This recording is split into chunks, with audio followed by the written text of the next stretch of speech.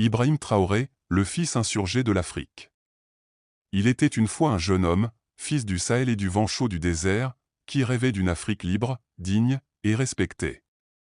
Son nom était Ibrahim Traoré. À une époque où le continent africain vacillait entre espoir et résignation, entre rêve de souveraineté et réalité de dépendance, Ibrahim Traoré allait émerger comme une voix forte, jeune et résolue, au cœur d'un Burkina Faso en pleine tourmente. Son histoire commence dans les terres rouges du pays des hommes intègres, là où la mémoire de Thomas Sankara plane encore comme une étoile dans le ciel poussiéreux. Ibrahim était un enfant silencieux, observateur, à l'écoute des anciens, mais aussi curieux des livres, avide de comprendre pourquoi son pays, riche de tant de ressources humaines et naturelles, restait enchaîné à la pauvreté, au chaos et à la soumission. Au fil des années, il avait appris à lire les silences des puissants, à décoder les discours creux des dirigeants, et à rêver d'un autre destin pour son peuple. Ce rêve ne le quittait jamais. Ni dans les classes de l'université, ni dans les terrains de formation militaire, ni même dans les tranchées du combat contre le terrorisme qui ravageait son pays. Ibrahim Traoré était devenu soldat, non par amour des armes, mais parce qu'il savait que la souveraineté ne se mendie pas, elle se défend. Dans les années sombres où le Burkina Faso était attaqué de toutes parts, et que les dirigeants semblaient désarmés, il observa, il attendit, et surtout, il se prépara. Il savait que le moment viendrait où les peuples africains ne voudraient plus de chefs dociles, de marionnettes maquillées en président. Ce jour-là, pensait-il, il faudrait que quelqu'un ose. Et ce quelqu'un, ce fut lui.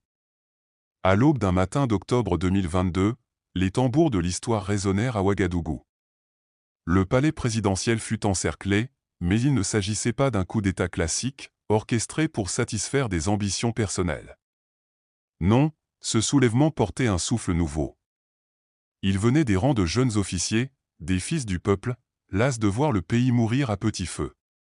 Lorsque le visage d'Ibrahim apparut sur les écrans, calme, ferme, sans emphase, il n'eut pas besoin de grands discours. Sa jeunesse parlait pour lui.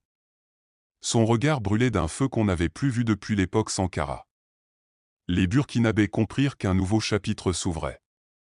Et ce chapitre allait s'écrire dans le sang, la sueur, mais surtout dans la détermination. Ibrahim n'était pas un orateur flamboyant.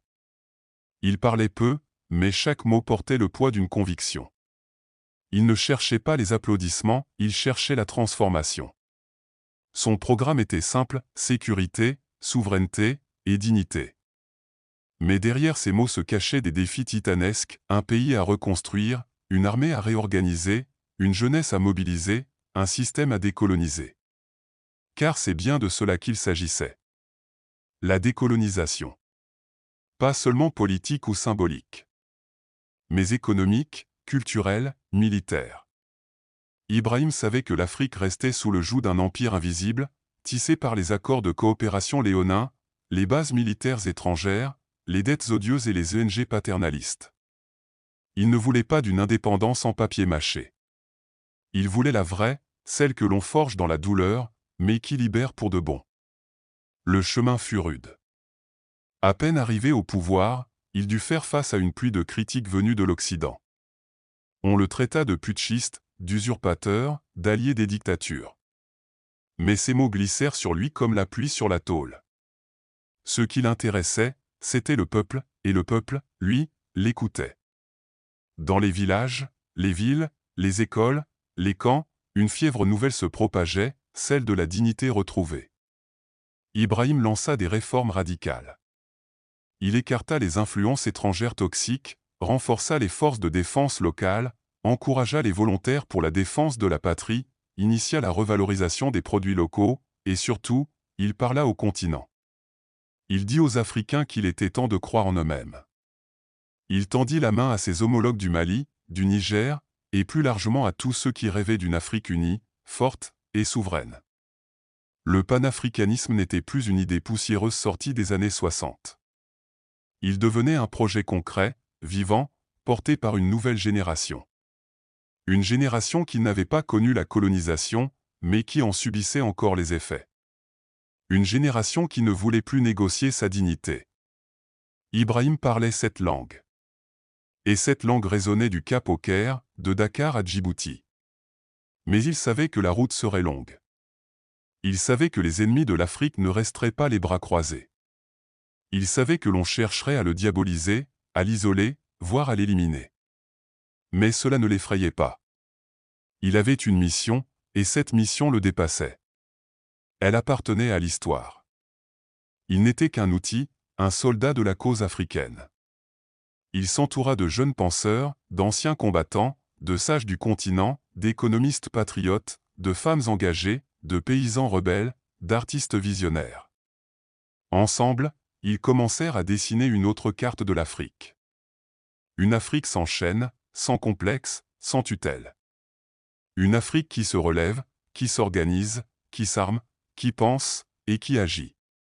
Le Burkina Faso devint un laboratoire. Un terrain d'expérience pour un nouveau type de gouvernance, centré sur l'intérêt du peuple et la souveraineté réelle. Ce ne fut pas sans douleur. Il y eut des erreurs, des critiques, des obstacles. Mais il y eut aussi des victoires, petites et grandes, symboliques et concrètes. Des écoles reconstruites. Des territoires libérés. Des jeunes formés. Des rêves réveillés. À l'international, les lignes commencèrent à bouger. Certains pays regardèrent Ouagadougou avec méfiance, d'autres avec admiration. Mais tous sentaient qu'un souffle nouveau traversait l'Afrique. Ce souffle, c'était celui d'une génération debout, fière, qui n'avait plus peur. Une génération que Traoré appelait à se lever. Pas pour haïr les autres, mais pour aimer l'Afrique. Pas pour se venger du passé, mais pour construire l'avenir. Et dans les nuits étoilées du Faso, dans les campements de soldats, dans les champs des griots, on murmurait ce nom avec espoir, Ibrahim. Non pas comme un messie, mais comme un rappel que le courage existe encore. Que la politique peut être noble. Que le pouvoir peut servir. Et tandis que les vents chauds du Sahel continuaient de fouetter les terres du Burkina Faso, Ibrahim Traoré poursuivait son chemin, inflexible, même quand l'orage grondait au-dessus de sa tête, car il savait que les grandes révolutions ne naissent pas dans le confort mais dans la douleur et l'urgence, et cette urgence était celle d'un peuple à bout de souffle, un peuple qui n'attendait plus rien de ses élites corrompues mais qui voyait en lui, en ce jeune capitaine à la parole rare et au regard intense, une ultime chance de se relever, et chaque jour qui passait renforçait cette étrange alchimie entre le chef et la foule, entre l'homme et la mission, car Ibrahim, contrairement à tant d'autres, ne régnait pas pour régner mais pour libérer, et c'est ce qui fit de lui plus qu'un dirigeant, un symbole vivant d'un continent qui se cherche, qui doute, mais qui ne veut plus subir, et au fil des mois il posa les pierres d'un projet plus vaste que le Burkina lui-même, un projet qui parlait au cœur des jeunes Africains, à ceux du Mali, du Niger, du Tchad, du Congo, de Guinée, du Sénégal, de la Centrafrique, de la Côte d'Ivoire, un projet qui refusait la fragmentation héritée de la colonisation et qui rêvait d'un bloc continental uni, souverain, interconnecté, avec sa propre monnaie, ses propres alliances stratégiques, ses universités panafricaines, ses industries indépendantes, et surtout son armée fédérale, car Ibrahim savait que la souveraineté sans puissance militaire n'était qu'un slogan creux, et il ne voulait pas d'un slogan, il voulait du concret, du solide, du durable, et c'est pourquoi il invita les chefs militaires des pays frères à se réunir, à harmoniser les doctrines, à mutualiser les ressources, à bâtir un bouclier africain face aux menaces extérieures, qu'elles soient terroristes, économiques ou géopolitiques, et cette dynamique, bien que encore fragile, prit forme peu à peu, à travers l'Alliance des États du Sahel, une structure nouvelle mais portée par une vision ancienne, celle de l'Afrique unie rêvée par Nkrumah, Sankara, Lumumba, et tant d'autres dont le sang avait coulé pour une liberté encore inachevée, et dans ce tumulte, Ibrahim restait fidèle à ses principes,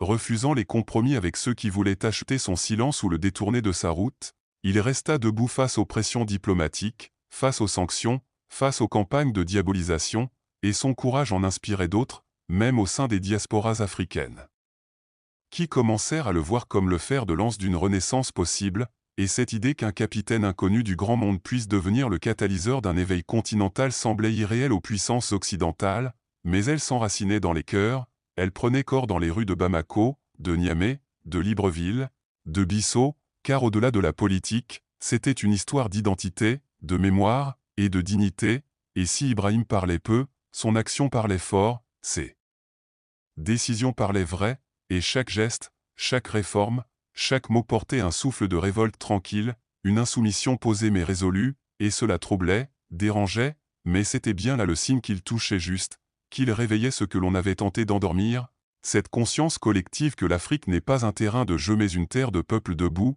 et ce n'était que le début, car Ibrahim avait en lui non seulement le feu du refus mais aussi la patience du bâtisseur, lui qui savait que pour durer, il ne fallait pas seulement dénoncer, mais construire, étape par étape, en tenant bon même quand l'adversité frappe, et l'adversité frappa, bien sûr, sous la forme de complots, de tentatives de sabotage, de divisions internes, mais il tint bon, parce qu'il n'était pas seul, parce que le peuple, au fond, avait compris que cet homme n'était pas venu pour voler, pour trahir ou pour fuir, mais pour faire, et c'est ainsi que l'histoire de ce jeune capitaine devenu président se transforma peu à peu en celle d'un continent qui retrouve sa voie, sa force, son avenir.